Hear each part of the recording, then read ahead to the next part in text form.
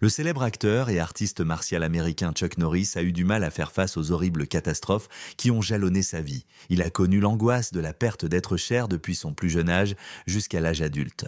Chuck a porté ce sentiment pendant 8 décennies et ne l'a jamais oublié. Continuez à regarder cette vidéo pour découvrir de première main l'horrible histoire de la vie de Chuck Norris et la façon dont il a surmonté tout cela. Passons maintenant à autre chose. Chuck Norris a déclaré qu'il était d'origine mixte, c'est-à-dire qu'il avait des ancêtres Cherokee et Irlandais. Il est intéressant de noter que c'est Carlos Berry, le prédicateur de son père, qui lui a donné le surnom de Chuck. Chuck était l'aîné des 3 frères de sa famille.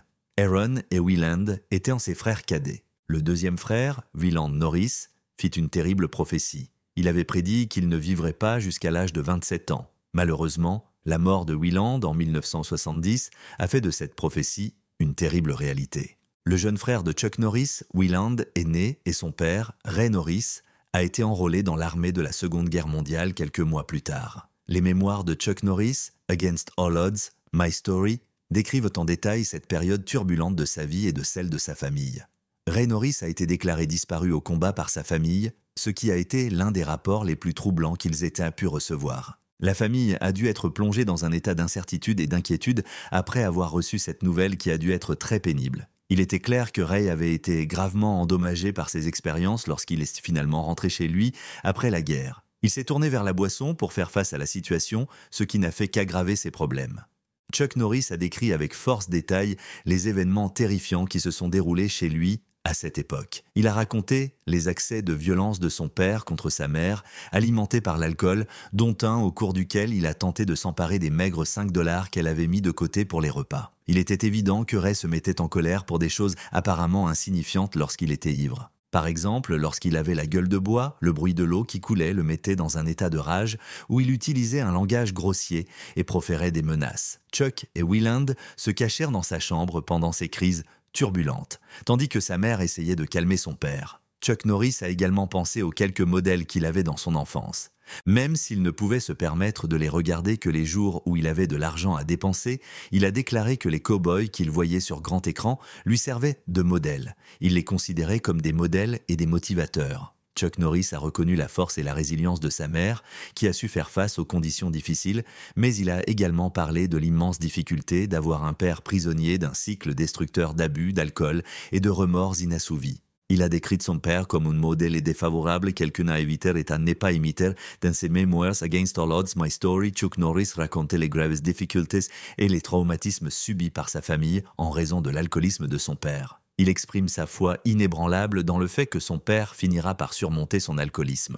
Cependant, il a dû faire face à l'amère réalité que ce souhait serait vain. Norris a mentionné un événement décisif qui s'est produit la nuit où sa famille a déménagé de l'Arizona à l'Oklahoma, une nuit qui a révélé les profondeurs de l'alcoolisme de son père. Cette nuit-là, son père a pris une décision risquée et imprudente en état d'ébriété. Il s'est enivré, a fait monter la famille dans la voiture et est parti en annonçant que la famille retournerait en Arizona. Chuck Norris a noté la situation dangereuse dans laquelle son père a fait des embardées sur la route en essayant de garder le contrôle de la voiture. Sa mère sanglotait inconsolablement de terreur et suppliait son père de s'arrêter avant qu'il ne blesse quelqu'un d'autre sur la route ou que leur vie ne soit en danger.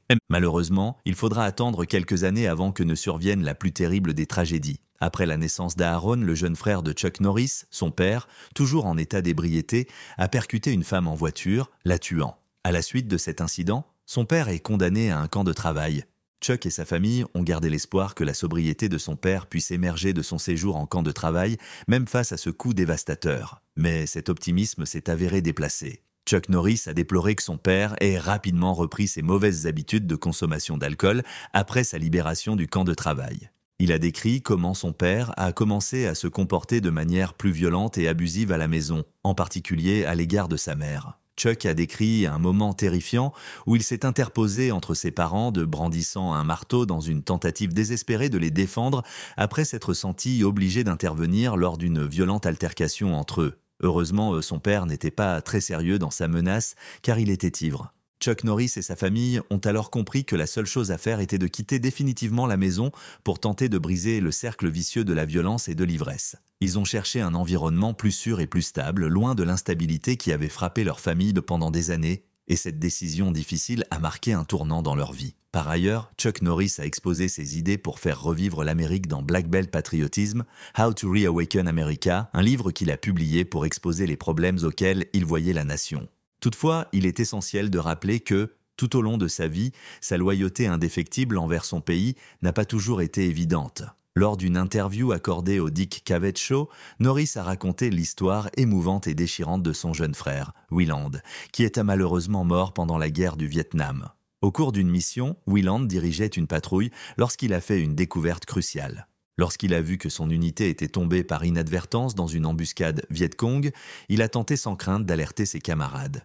Malheureusement, Willand a été abattu dans l'exercice de ses fonctions. Chuck Norris a ajouté que l'un des autres soldats ayant assisté à l'événement tragique leur avait parlé de la bravoure de Willand.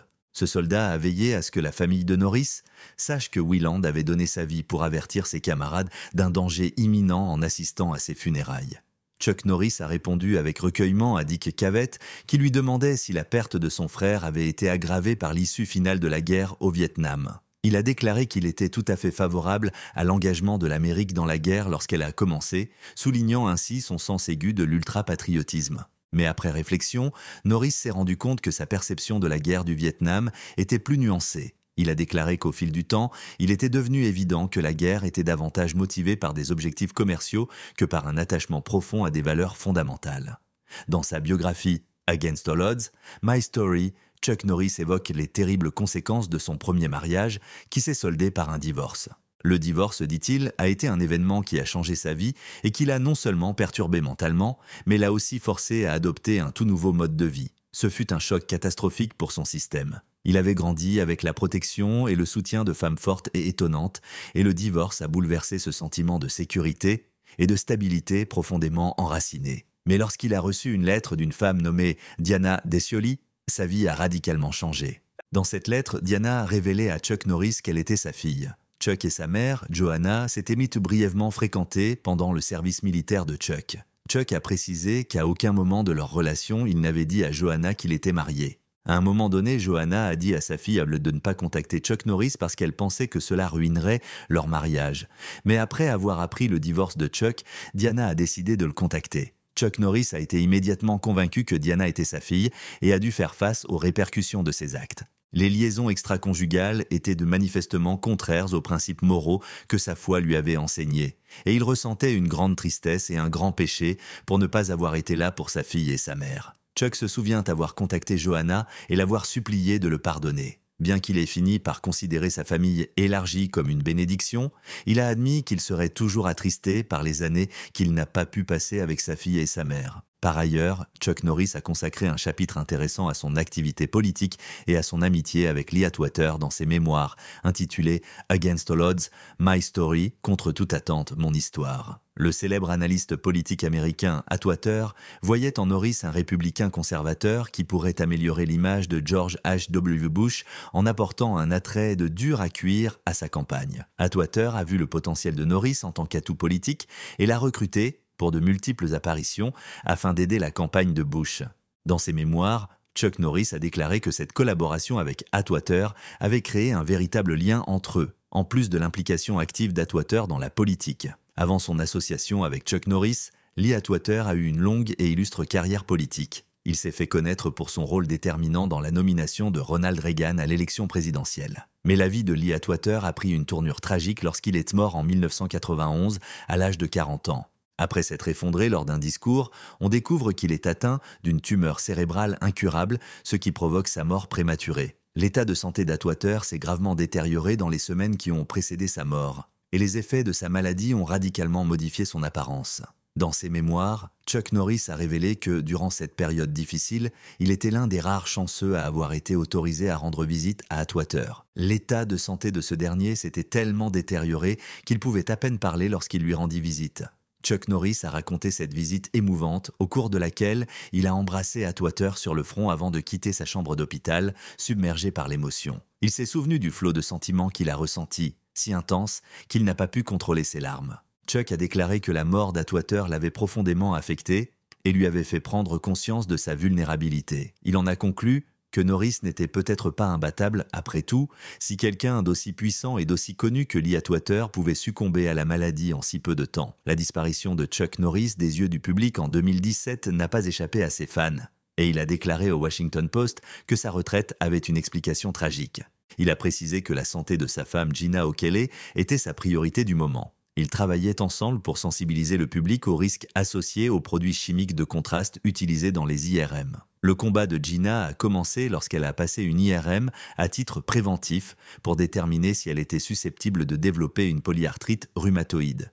Mais après l'IRM, elle a commencé à ressentir une série de symptômes désagréables. Tremblements, engourdissements et difficultés à articuler les mots et les idées sont quelques-uns de ces symptômes. Son état de santé s'est détérioré au point qu'elle a dû se rendre à plusieurs reprises aux urgences et a été hospitalisée pendant plusieurs mois. Le coût de sa thérapie s'est élevé à près de 2 millions de dollars en factures médicales. Afin de trouver un remède à sa maladie, Gina a également cherché des thérapies pour réparer son système nerveux central et s'est rendue en Chine pour recevoir des traitements à base de cellules souches. Chuck Norris se souvient clairement de la terreur et de l'agonie qu'il a connue pendant cette période difficile. « Il ne se passe rien ici », a-t-il déclaré, exprimant sa profonde crainte. « Le temps est compté. Ici, devant moi, il est en train de mourir. » Il a précisé que le problème n'affectait pas seulement Gina, mais aussi d'autres personnes chez qui l'on avait diagnostiqué des affections liées à la maladie des dépôts de gadolinium, un trouble que l'on pense causé par l'agent de contraste utilisé dans l'imagerie par résonance magnétique. En réaction aux difficultés qu'il rencontrait, Chuck et Gina ont d'abord intenté une action en justice pour obtenir 10 millions de dollars de dommages et intérêts contre les sociétés qui fabriquaient le colorant soupçonné d'être à l'origine de sa maladie. Ils n'ont finalement pas abandonné les poursuites et aucun accord n'a été conclu. Même octogénaire, Chuck Norris a accompli des choses impressionnantes dans sa vie, malgré les épreuves qu'il a traversées. Chuck Norris est un républicain bien connu et un conservateur convaincu. En plus d'être chroniqueur pour le site web d'information d'extrême droite WorldNet Daily, il a des liens avec la politique de droite. Chuck Norris a parlé de ses convictions politiques lors d'une interview accordée à la suite de la sortie du film Mia. Il s'est décrit comme un conservateur, un fervent partisan de Ronald Reagan et un patriote. Il a souligné que sa loyauté allait aux dirigeants qui faisaient preuve de courage et de volonté de dire ce qu'ils pensaient, en particulier lorsque ses opinions étaient impopulaires, plutôt qu'à un parti politique en particulier. Selon lui, le président Reagan a favorisé une atmosphère plus positive et patriotique au sein de la nation tout au long de son administration, et c'est un homme qui a de grandes qualités de dirigeant.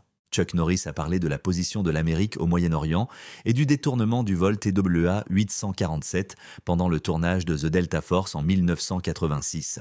Il s'est inquiété du fait que les États-Unis sont perçus dans la région comme un tigre de papier et que l'inaction du pays contre le terrorisme pourrait encourager d'autres attaques terroristes dans le monde. Pour étayer son affirmation selon laquelle la menace finirait par atteindre les États-Unis, Norris a cité ses nombreux voyages ainsi que les destructions causées par le terrorisme en Europe et au Moyen-Orient. Il a averti que le pays pourrait devenir une cible pour les terroristes en raison de sa politique d'ouverture et de son statut de nation libre où l'on peut voyager librement. Il a cité la promesse de Mouammar Kadhafi de déclencher des escadrons de la mort aux États-Unis comme un exemple de menace imminente. Les opinions conservatrices et patriotiques de Chuck Norris sont évidentes dans ses déclarations, de même que sa préoccupation pour la sécurité nationale et la place de l'Amérique dans le monde, en particulier à la lumière du terrorisme et des relations internationales. Chuck Norris a effectué un voyage remarquable en Irak en 2007 et a rendu visite aux soldats américains stationnés dans ce pays. Il voulait montrer sa gratitude pour les sacrifices et les services rendus par les soldats américains et cette visite reflétait son soutien indéfectible aux forces armées. Chuck Norris a fait la une des journaux le 18 novembre 2008, lorsqu'il est devenu l'une des premières célébrités du monde du spectacle à soutenir ouvertement la proposition 8 de la Californie qui interdit les unions entre personnes du même sexe.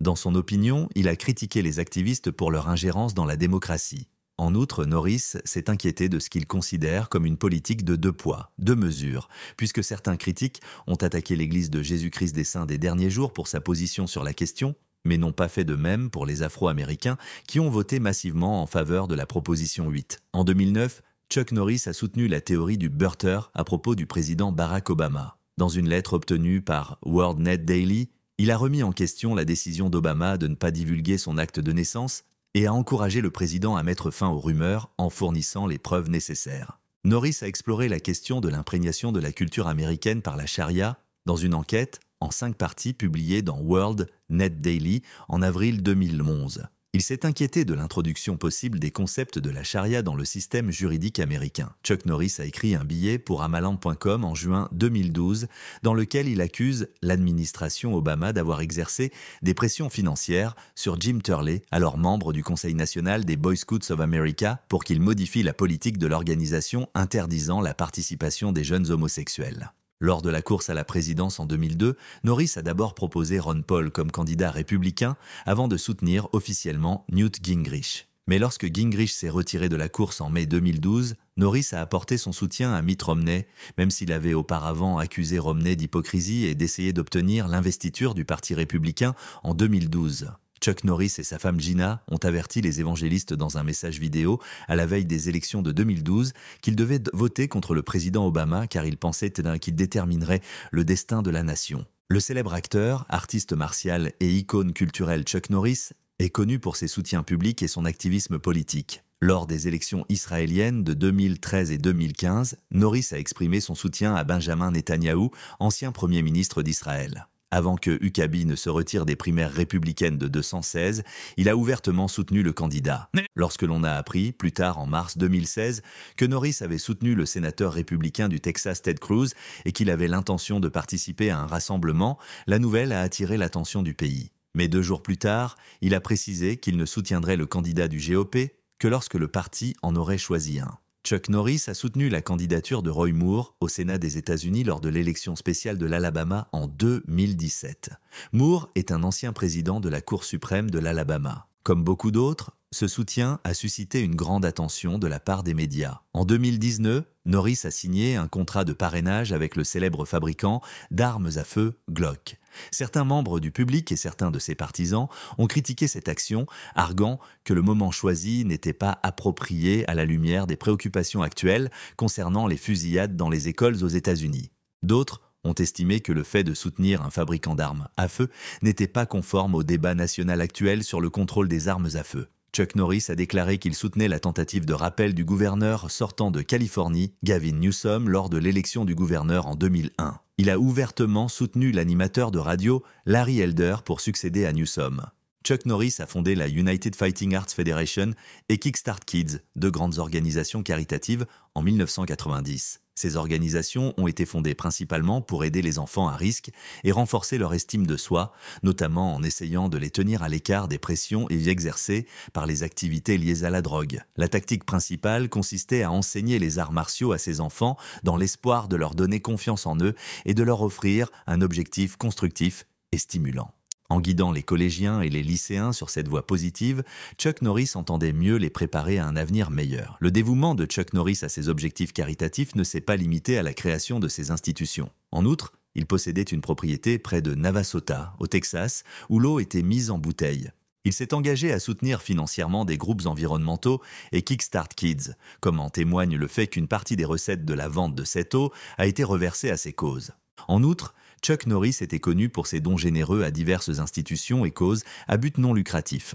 Par le biais de dons et de collecte de fonds, il a soutenu la fondation Make-A-Wish, United Way, le National Salute to Hospitalized Veterans Administration, administration des vétérans et des fonds pour l'enfance. Son dévouement à ces causes a démontré son désir de faire la différence dans le monde de diverses manières, notamment en aidant les personnes défavorisées, les anciens combattants et les enfants. L'expérience personnelle de Chuck Norris en tant qu'ancien membre de l'US Air Force en Corée est à l'origine de son affiliation en tant que porte-parole de l'administration américaine des vétérans. Il espérait sensibiliser le public aux problèmes rencontrés par les anciens combattants en difficulté, notamment en ce qui concerne les pensions et les soins médicaux. En 2001, il a reçu le prix Veteran of the Year, décerné par l'American Veteran Awards en reconnaissance de ses réalisations exceptionnelles et de son soutien indéfectible. Chuck Norris a étendu ses activités caritatives en dehors des États-Unis et a soutenu la fondation Vijay Amritraj en Inde. Cette organisation a pour but d'aider les personnes touchées par la maladie,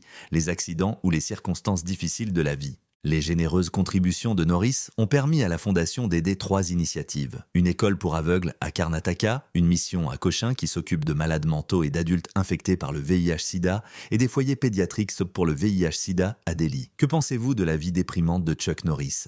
Faites-nous part de vos réflexions dans l'espace ci-dessous. Nous espérons que cette vidéo vous a été utile. N'oubliez pas de vous abonner à la chaîne, de la partager et de l'aimer si vous en appréciez le contenu. Merci d'avoir regardé et j'espère vous voir dans les prochaines vidéos.